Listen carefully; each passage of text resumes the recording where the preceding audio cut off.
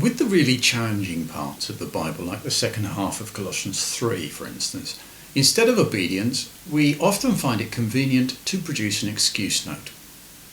I don't have to do this because, well, I can't. For instance, I can't obey the instructions to wives or to husbands because I'm married to someone who is impossible to talk to or reason with, who doesn't consider themselves accountable to others in the way they behave, who is harsh and greedy and mean and self-centered.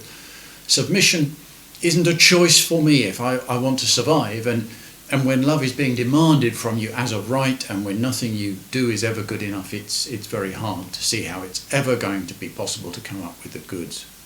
So surely, the argument goes, people in toxic relationships are exempt from Paul's instructions for households. Except they're not. People who are trapped inside toxic relationships where they have very few choices and no apparent prospects in life, they are in a horrible situation, without a doubt. The closest parallel to that situation in this passage is that of the slave. No choices, no prospects. You might think no responsibility, but Paul spends far more time on them than on any other group. It seems that there is no station in life so low, no situation so impossible, that you can still find a way to please God by looking around at the people in the household and asking the Lord, what do you mean them to get from me in this situation? And God's word isn't exactly short of examples of people in dire circumstances where life really isn't fair, and instead of abandoning themselves to self-pity, take a look for yourself at Naaman's slave girl, perhaps, or see how Hosea copes with his unfaithful wife, or how Jonathan has to juggle a dad like Saul and a friend like David. Or there's Abigail, an intelligent and beautiful woman married to a self-centered, arrogant, greedy fool. Now she is in an impossible position, you'd think. When David and his men are rudely rebuffed by Nabal, she has every right to throw up her hands and say, it's not down to me, there's nothing I can do.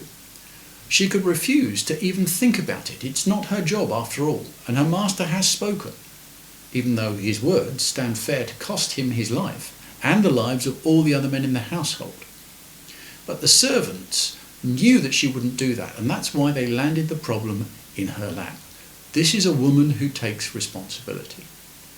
And she acts with boldness and with decisive speed.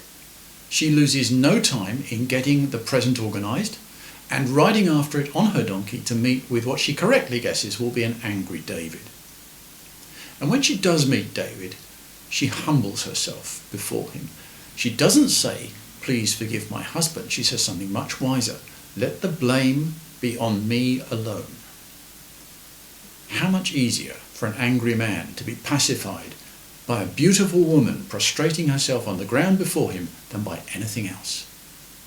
And then she sets out to persuade him towards mercy on the household, but she does it with humility and respect in the Lord's name, and passionately arguing from David's own best interests as the servant of the Lord. And her last act as Nabal's wife that we hear about is to tell him the truth about what has taken place, as tell him she must. He has to know what has effectively been done in his name. He has to know how things truly stand between him and David. Of course, the knowledge is too much for him. It was a toxic marriage, but she refused to be its victim. Instead of asking, why should I, the question that Nabal asks, Abigail took responsibility on Nabal's behalf, thinking deeply and prayerfully, as he should have been doing, about the well-being of the household. In her own impossible position, therefore, she was humble, she was truthful, she was bold, and she found a way to serve God. As David puts it, praise be to the Lord, the God of Israel, who has sent you today to meet me. Sooner or later, we will likely find ourselves in our own impossible situations, and there will always be a way. It won't be easy, but it won't be impossible either. And we'll never find it if we're looking for the excuse. If you have been, thank you for listening.